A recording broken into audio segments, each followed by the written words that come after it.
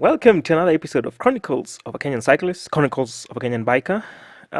First of all, thank you so much for the wonderful feedback we got and for sharing it. And you guys were fantastic in making sure that we get the safety awareness um, engine going, for lack of a better phrase. It's actually very difficult to think and talk, especially on your own camera. So again, give credit to people who do it as a duty and a job and a way to make some money. So quickly into today's episode. Today's episode is cycling related, and it is a doozy. It Before we go on, actually, I need to reference an article that I came across by a cyclist. I think it's called Polycarp. And he talked about, he starts out by defining what a bicycle is. And he goes on about describing how liberating bicycles are and how, as children, we enjoyed cycling. It gave us some freedom that can only be experienced when you get back on a bicycle. It has some nostalgic value that is invaluable, and it's shaped so many of us growing up. Yeah, and so many of my memories involving a bicycle are the happiest memories I've ever had. And even today, when I look at a bicycle, I look at it with childlike need and desire that I just must have it, even though some of them cost more than my car. But anyway, I digress. But it just goes to show you how bicycles played a very important part in our growing up. But then the dark side is that what changed? You rode a bike, you enjoyed it, you loved it as a kid. Growing up, you probably used it as a means of transport, and you want to save the planet. By the way, I'm hella into this environment saving thing. We only have one planet, so please, we have to look after it. I know Elon Musk is trying his best to get us to Mars, but it does some work, and you probably might not get to it in this generation. But anyway, we only have one planet, so bicycles are a nice way to get a good workout in and to save Johnny Polar Bear. I have never seen a polar bear, I must confess. I have seen a dolphin. So yes, save Dolly the dolphin for all intents and purposes. So anyway, back to the clip. So, with reference to that article, he then goes ahead and talks about how bicycles were revered. So many people in power grew up with bicycles. Famous people, photographs on a black mamba in this elite society of ours. But then things changed. I think cars became more affordable, motorcycles became more affordable, bicycles, psst, stay away. Oh yeah, also the roads. Maybe the roads weren't as conducive for cycling as it is, but I kind of find that one as a gray area. With provision wise, it's a bit of a gray area because if everybody was to share the road, there will be enough space for everybody, including my petition for an ostrich drone chariot. Yeah, be enough space. But anyway, back to what we're talking about. So, what changed from the bicycle being a fantastic bringer of joy, pleasure, nostalgia, happy nostalgia, even though you were injured? I'm pretty sure there's a story you have that you were happiest when you were nursing an injury from a bicycle related incident. I pretty much do, anyway. So, again, what changed? Vehicles became a status symbol, and nowadays, the bigger the car, the better you are in the society, and which kinda sucks so much. Because the bigger the car, the more likely you are not to respect other road users. I am daring you to challenge me on that one. Because most people who drive the big cars do tend to not respect other road users, and which kinda sucks. To quote something I think from Spider-Man, with great power comes great responsibility. Even though many of them are really underpowered. But anyway, I'm not an engineer, but if it has a V8 sign, it must be powerful. But anyway, oh man, I'm so gonna get so much backlash from this. But anyway, it's the truth. It's a terrible indication of when you drive those big vehicles, you are on top of the world and nobody else cares. You forget that there's somebody under that helmet, and that somebody is a father, a child, a mother. So, does that mean their life doesn't matter? And the worst thing about it is that you can actually see them. You can see their flesh and bones exposed. So, what gives you the right to endanger their life just because you want to get to point B a little bit faster? And most of the time, you're actually going to get to point in between A and B and sit in traffic. So, what is the deal? What is the deal with having to rush everywhere? And I don't know, is there a kill count that we don't know about? That I almost hit these people on the road so you get marks or something? No. And the worst thing is, I can't see you, but I know that behind that steering wheel there is somebody. And so I also care about you. Can you also extend or reciprocate that care to me as well, who is under that tiny little helmet, exposed in my lycra, and probably you can see my muscles clenching and my sweat dripping off my brow? But you cannot respect me on the road. And that just brings us to this clip. This clip actually ticked me off quite significantly because it just goes to show how some of these drivers of big vehicles do not care about other road users. And with this clip in mind, cyclists. We, I guess, are subhuman to you, even though you can see us in our exposed state.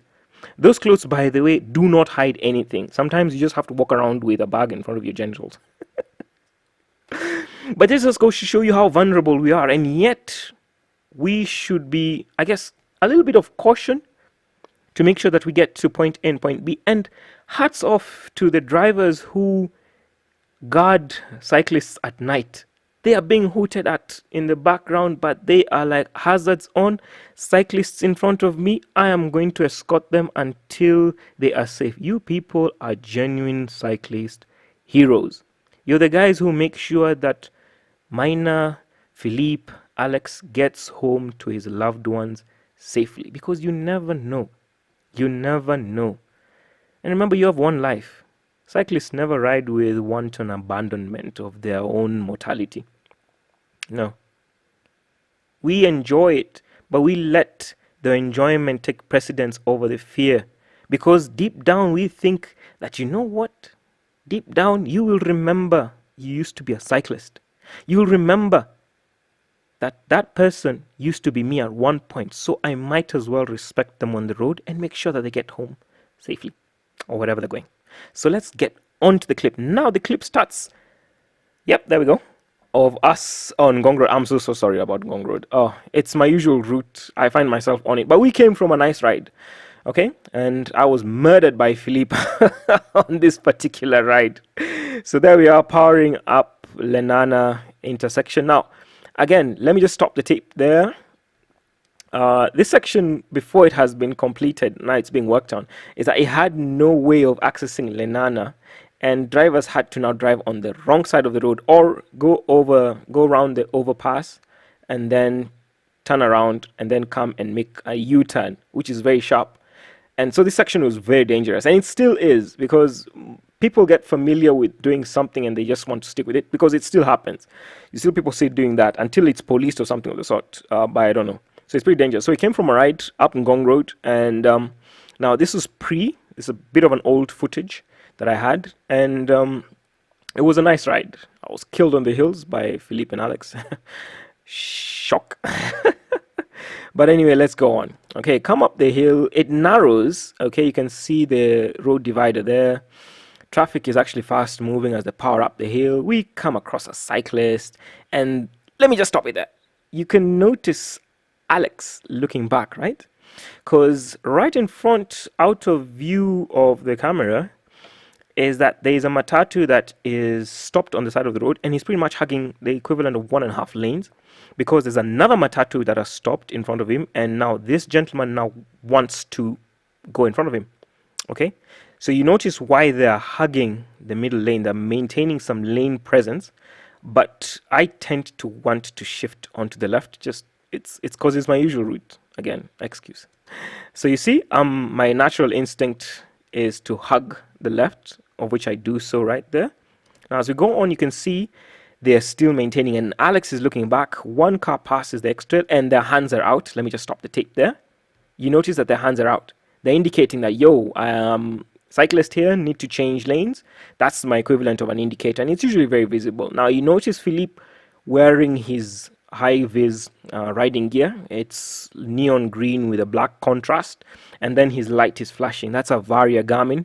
Fantastic piece of kit. It has a radar, and from him I actually got one for myself because it actually brightens when a car gets close, and it even indicates how far a car is, and it takes it to the point whereby it even can tell you how fast a car is coming, and so you can get out of the way. And it prevents you from looking back, because when you look back on a bike, you tend to now swerve onto the side of the road which you're looking towards. Okay, now you can notice that both of them have their hands out and they're indicating. Okay, the extrail has passed enough space.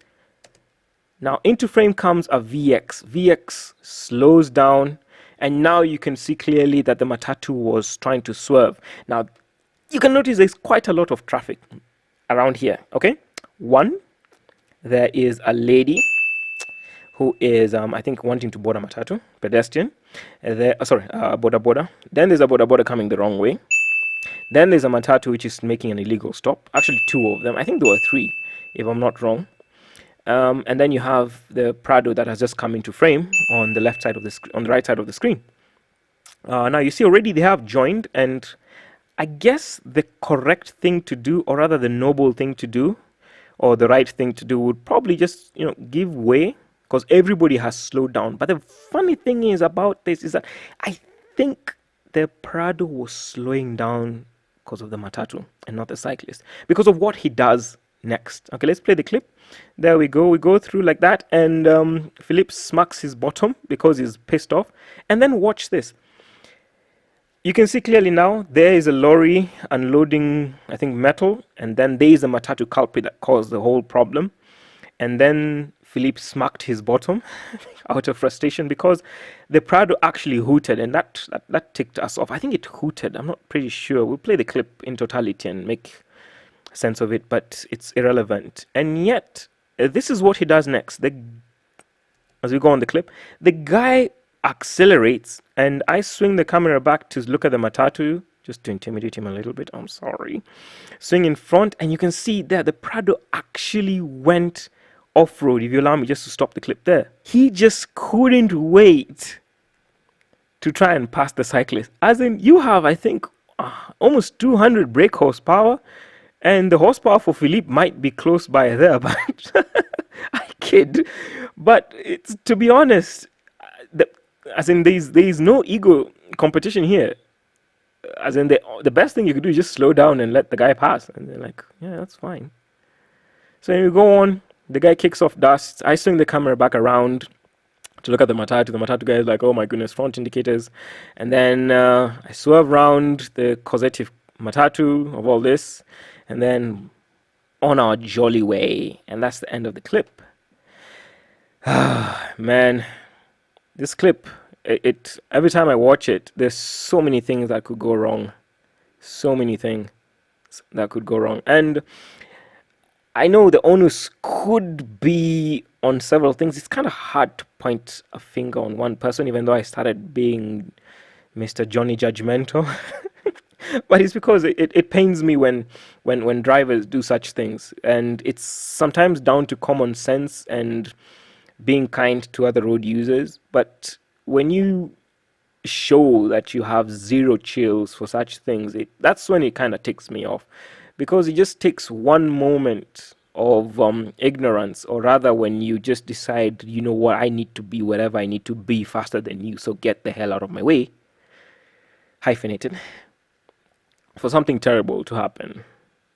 Because you notice that he actually accelerated after the Matatu, which kind of sucks, with two cyclists right in front of him.